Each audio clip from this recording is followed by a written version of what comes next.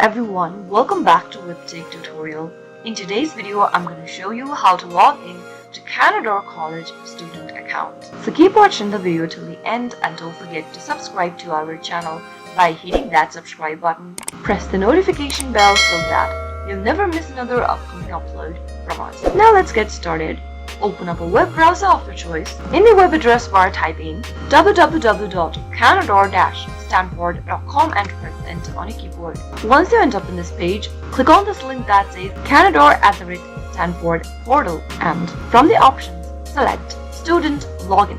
Now, enter your email address associated with the account and type in your password on the next field.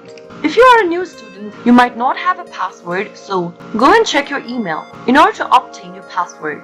If you don't remember your password during the process, you can click on this Reset Your Password link in order to look for your credential. After filling in your information, click the Login button in order to log into your Canadore College as a student. That is how it can be done. I hope the tutorial was helpful to you. If it was, go ahead and give us a thumbs up. I'll be back soon with more videos like this.